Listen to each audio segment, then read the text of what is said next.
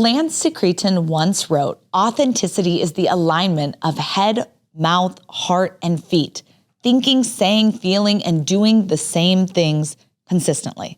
This builds trust, and followers love leaders that they can trust. For those of you who don't know Lance, he is a New York Times best-selling author of inspirational leadership and organizational culture transformation titles, as well as being a highly sought-after speaker. And I don't know about you guys, but this hits. This sums it up. And authenticity is what we'll be talking about on today's episode. You're smart, you're motivated, you want to do something big. You're on the verge of being a young boss, and we're going to help you get there. I'm your host, Isabel Garino, and welcome to the Young Boss Podcast, where youth is your power. Relationships are built on trust, honesty, and transparency. Authenticity is a part of that. How can you be trustworthy, honest, and transparent if you aren't being authentic, if you aren't true to yourself? How can you be true to others? When you start to deal with people who have been there, done that, they'll be able to sense your authenticity during your conversations and relationship. Even though they may not be the most authentic versions of themselves, they'll know if you're not, because you're playing the same game. It takes one to know one. Authenticity is the foundation of building trust and credibility in business. When people interact with your brand in an authentic and meaningful way, it enhances credibility with stakeholders in more than one way. Here's why. Credibility refers to the perception that a business is reliable, competent, and knowledgeable in its field, from residential maid service to real estate investing. When a business demonstrates authenticity, it shows that it's genuine, sincere, and true to its values and purpose. This consistency between what a business says and what it actually does builds this credibility. And credible businesses are more likely to be perceived as experts in their industry, attracting customers, partners, and employees who trust their expertise and offerings. Never has being true to yourself seemed so important. Am I right? On the other hand, trustworthiness involves being reliable, dependable, and honest with one's actions and intentions. Authentic businesses are transparent about their practices, policies, and performance. They don't do shady shit or manipulative tactics. By consistently acting in alignment with the values and promises, authentic businesses earn the trust of their stakeholders. And trustworthy businesses are more likely to retain loyal customers, attract top talent, and form strong partnerships.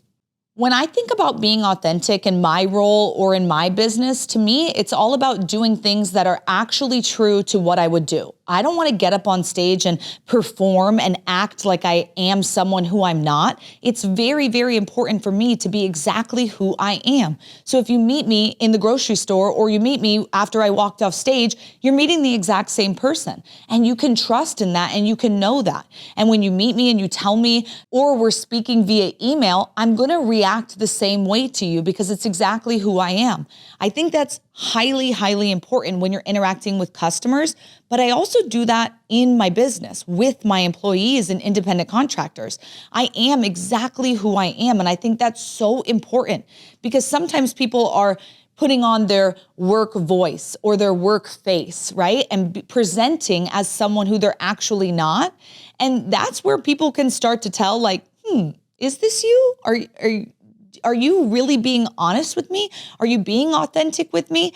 And people start to then not trust you.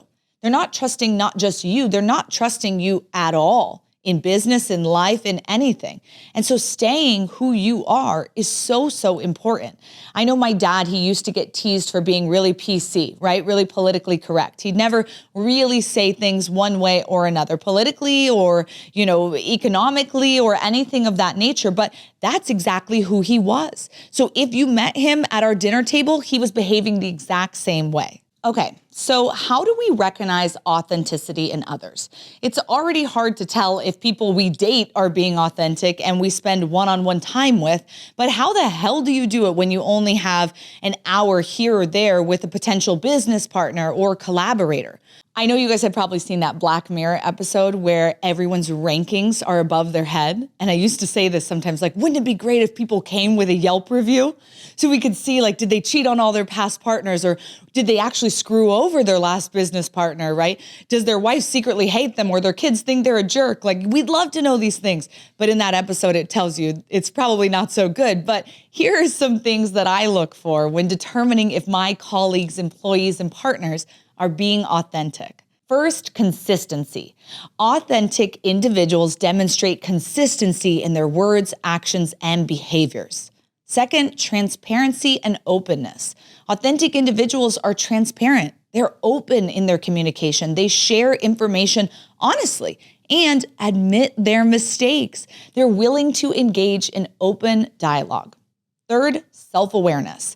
Authentic individuals have a strong sense of self-awareness. They know their weaknesses, strengths, and limitations. Fourth, integrity. Authentic individuals uphold high ethical standards and operate with integrity. They demonstrate honesty, trustworthiness, and ethical behaviors in their interactions. A few others include genuine interest in others, nonconformity, emotional intelligence, and being a lifelong learner. Chances are, if the people you engage with embody a few, if not all of these characteristics, they're an authentic individual. However, if your partners are switching it up all the time, telling, other things different times from what they've told you, maybe they're flaky or consistently canceling or rescheduling meetings, not sending the emails or documents when they said they would, they're probably not authentic and probably definitely not organized at least. When I think about doing business with people who are not authentic, quite a few people come to mind. We've had some pretty bad experiences with inauthentic individuals who had really bad intentions and took a lot of time, energy, money, and effort from me and my family members. We had this one gentleman who wanted us to invest in his gym, and he took my whole family and put us on this diet and this workout plan, and he wanted us to be the face of a TV show, and we were working with him, and really the entire time he was just stealing money from us and not building a gym and not doing everything that he had said he was going to do, showing us fake plans and really screwing us over in the end. And it was really, really sad. Or another couple that we worked with, we had built an entire business around the concept that they loved and they seemed so authentic and genuine. But when push came to shove, their true colors showed and they literally were screaming at me in front of clients over nothing. And it was really interesting because as soon as my dad wasn't there or as soon as a point of authority wasn't there, the way they actually felt about everyone who was doing the hard work for them to build their business came to light. And it didn't look so good. Let's talk about talking the talk and walking the walk. You as a young boss must align your brand image with your personal values. Why? Well, it's to avoid coming off as inauthentic. And let me tell you, sooner or later, the inauthentic business owners, they get sniffed out. When there's a disconnect between the brand image projected by a company and the personal values of its leader or employees, it has the potential to create a perception of inauthenticity, which can damage trust and credibility to the brand and to its leaders. Some examples of this could be maybe a brand or business that claims that they're sustainable, but its leaders invest in non-renewables or they somehow pollute, right? I mean, we all pollute, but pollute to some extreme level, right? Is it corporate coffee roasters sharing the stories of the coffee farmers in a romanticized way when in reality, they're paying super low wages and have horrible working conditions? Or maybe it's the owner of a vegan meat company who eats completely, a carnivore diet. These things will showcase themselves and rear their head at some point, some way. Remember, authenticity has a lot more to do with consistency, and when it aligns with your brand image and your personal values and you're engaging in consistency, it's going to help build an emotional connection with your clients and customers. It also allows for authentic storytelling, which is crucial when building a brand. Having storytelling moments that are true to the brand and the people behind it elevates the client or customer experience. Think about that granola bar where on the back it's like, we wanted to create sustainable granola bars, right? And they tell you this whole story of their uncle who owned a farm and whatever, all this stuff. It's really fun because you read it and you're like, wow, this is a little experience as I eat this granola bar, right? It feels authentic and it connects you to the brand and to the business and it makes you want to purchase from them more. Storytelling matters. Hey there, are you tired of being an average Joe? The Young Boss Podcast is here to help you shake things up and grab your career by the horns. So hit that subscribe button and let's get things started. Now, back to the show. When I think about authenticity, something that comes to mind is having a matching headset, heart set, and mindset. A lot of people talk about having a certain headset or mindset, right? But we forget about the other component, which is heart set.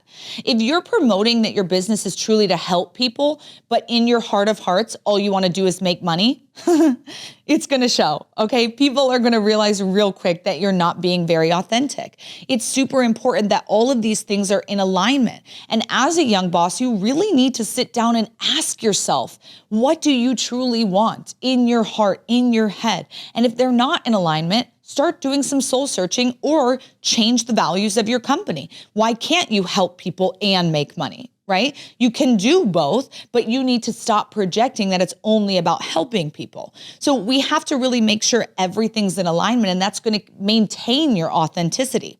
When we talk about the importance of making decisions and moving forward in alignment, I think this is really important. Whatever decision you make needs to stay structured with whatever your goal is in this business. So all of your decisions should make sense. Consistency. They need to all flow with one another so people can almost guess what decision you're going to make. I love when my employees can come to me and say, hey, this was the issue. This is how I solved it because I've seen you solve it this way in the past. Would you have wanted me to do anything different? And I'm like, bingo, that's exactly how I would have solved it, because I make the same decision every single time when that specific problem is coming to me. And so they know exactly what to do when that problem comes to them. Not only does it take things off my plate, but now they're staying in the brand alignment, in the core values that I want to, display, and they're being authentic to who we are as a brand and as a business. As we've discussed before, successful leaders make informed decisions quickly, and they're able to do that because they're aligned throughout their business, from their branding to their operations to their company culture and personal values. When you're aligned on all levels, it makes cultivating authenticity that much easier. When you're authentic and true to yourself, you have a magnetism about you. You embody the qualities and characteristics that attract or draw people towards forming connections and relationships with individuals or groups. We've all met that person who just almost pushes you away. They're almost that opposite side of the magnet, right? We're talking about magnetism as in drawing people in, but what about the repelling side? And sometimes we've met people like that who were just like, oh, like this energy is not for me. This mindset's not for me. This whatever is not for me. But I call this, when we're talking about the pulling in, relational magnetism. It represents the ability to naturally or effortlessly engage others and create a strong pull that fosters positive and meaningful connections. People who have relational magnetism often have the following characteristics. Well, number one, they're authentic. Duh. Two, they're empathetic and understanding. They're able to level with others. Three, they're positive and energetic about things. The cup is always half full. Four, they're great communicators. They can't get much done without sharing their own thoughts and ideas with others while also being able to listen. Five, they're emotionally intelligent. They can read people and pick up on nonverbal cues that often tell more than words do. Six, they're charismatic and present at all times. They enjoy the now and they're not worried about the past or the future. They're engaged in conversation and naturally draw others into the conversation. I often hear aspiring young bosses, even W-2 employees, throw around the phrase, fake it till you make it. And let me tell you, it's really not a great way to go about your life. I want to share with you, a pretty powerful quote I came across about faking it until you make it and how your authenticity is impacted. Authenticity is not found in faking confidence or competence. It is found in the courage to be vulnerable and the humility to continuously learn and grow. That was said by Simon Sinek, author of The Infinite Game and Start With Why. And what that means to me is own your ignorance. Don't be afraid to ask questions. Recently, I had my colleague Joshua Hull on the show who shared a story of being in a room full of millionaires and billionaires when he was only in his mid-20s. And what attracted those men and women to him was his vulnerability, his curiosity, and his willingness to ask questions. Those are attributes of his that he contributes a lot of his success to. It's okay to not be the smartest person in the room because that's the room you want to be in. I remember a time that I was talking to my mom's boyfriend and he was throwing around all sorts of phrases being like, why don't you, do da da da da da? And I was like, huh? And I was just ahhing him and just okaying him instead of being like, well, what's that? Or can you show me about that? And at the end, he's like, okay, so you're going to go do this, this, and this, and this. And I was just like, but I don't know what those are.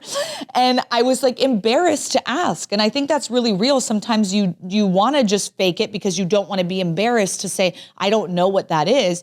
But he saw it all over my face. He's like, are you even comprehending what I'm saying that you need to go do? And I was just at the end finally like, no. And he's like, okay, let me help you. What do you not understand about the first thing I'm asking? And I'm like, what is this word? What does this even mean? And he was like, oh, okay, let's back it up.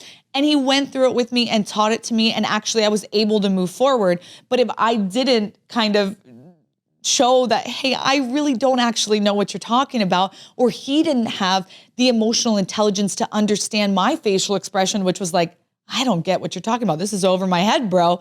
Then we wouldn't have been able to connect in that way. So remember, it's way, way better to actually learn and be able to grow than stay quiet and be embarrassed. The only way you can grow and learn is by educating yourself, taking risks, asking questions, and owning your ignorance. I learned, and you need to learn too. There's a reason why apprenticeships were so popular back in the day, before organized higher education and whatnot. But where else are you going to learn the craft? And who's better to teach you and show you the lay of the land than the people who've done what you aspire to do? You must embrace the journey, embrace learning new things, and embrace the growth that you're about to experience. Without growth, you'll be in the same place you are now in 5 years. And guess what? It's going to be worse in 5 years, I promise.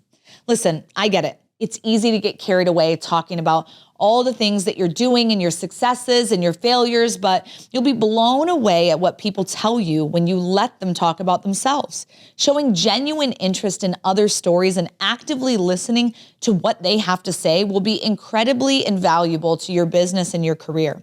Listening is a top 3 skill for becoming a young boss. Be a sponge. Soak every bit up. I want to end with this. Your success is measured by the success of those that you lead. Think about that. Have you been struggling leading others to success? Are you falling short as a leader? Your leadership must drive results. Your leadership must enable your team to show off the person you are as the company leader, right? As the young boss. Authenticity plays a vital role in leadership and significantly impacts how team members respect and respond to your direction. Think about that. What does your success is measured by the success of those that you lead mean to you? For me, I like to think about it as passing, accepting, or executing responsibility. If you only can execute responsibility, then guess what? You're actually probably not a good leader because you need to be able to pass responsibility to someone, have them comprehend what you actually need and want them to do. You also need to be able to accept responsibility. When someone passes you something, do you comprehend what's going on? I cannot stand when I work with someone who I give them direction and then I'm like, okay, do you understand what I'm asking you to do? And they're like, uh-huh. And then literally 3 days later, they're like, I didn't get at all what you said. And I'm like, but I asked you right then, that was your chance. Because a lot of times once it's out of my mind, right, it's gone. So I need to work on passing responsibility because I'm failing with people who can't accept it properly, right? And I don't want to just rip it back from them and only execute myself. That's not being a good leader. Your leadership must drive results. Your leadership must enable your team to show off the person you are as a company leader, as a young boss. Authenticity plays a vital role in leadership and significantly impacts how team members respect and respond to your direction. Your company's culture and team dynamics are a direct reflection of your leadership and how authentic you come across to employees. This could mean how you react to someone when they are saying that they had a bad day, or how you respond to someone who's falling short on their KPIs or underperforming on a project. It also means how you react when somebody experiences a positive life event, like becoming pregnant, married, or paying off their student loans.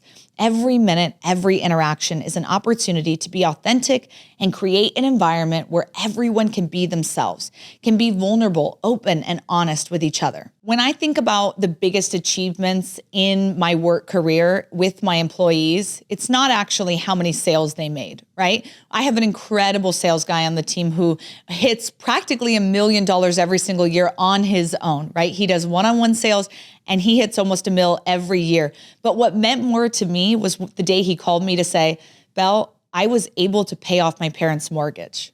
You know, they get to live for free. And I was able to do that at 26 years old because of the success I've had in this business. Thank you for the opportunity. That to me meant more than him achieving metrics or hitting his goals.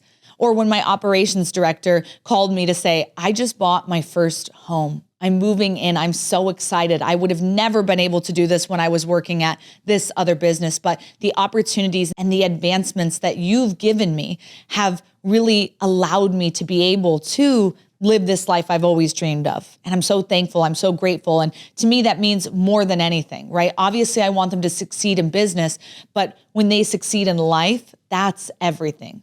As a young boss, you set the tone. People may not remember exactly what you did or said, but they will always remember how you made them feel. And be authentic in your interactions. Maya Angelou. It's clear that authenticity has a profound impact on your connections and relationships in the business realm. We've emphasized the importance of staying true to yourself, avoiding the pitfalls of inauthenticity, and ensuring that your brand image aligns with your personal values. By dissecting the components of authenticity, such as headset, heart set, and mindset, we've shown you why they play a crucial role in making decisions and progressing, not just in business, but in life. Additionally, we introduced the concept of relational magnetism, which involves being present, open, and attracting the right people and opportunities with confidence. We're not going to have a Yelp review floating above our heads, so we've got to lead with authenticity. On the flip side, we've shed light on the dangers of faking it till you make it and stressed the significance of thorough research, self-education, and the courage to be vulnerable. We've underlined the value of embracing the journey of learning and growth, as well as the power of listening attentively and showing genuine interest in others. Authentic leadership has emerged as a game changer for team success and morale, while emphasizing the importance of prioritizing client fulfillment alongside marketing and sales. To wrap it all up, we've covered the juicy bits, and now it's your turn to embrace your authentic self, forge meaningful connections, and continue your path of learning and growth. Believe in your power to make waves in the business world. Thanks for listening to another episode of the Young Boss Podcast with me, Isabel Garino. Be sure to like, share, and follow on Instagram and TikTok, and subscribe wherever you get your podcasts. And let me know if you have ever met someone who you're like, ooh, they are not authentic, and it's repelled you from wanting to do business with them. I want to hear. Remember, youth is your power.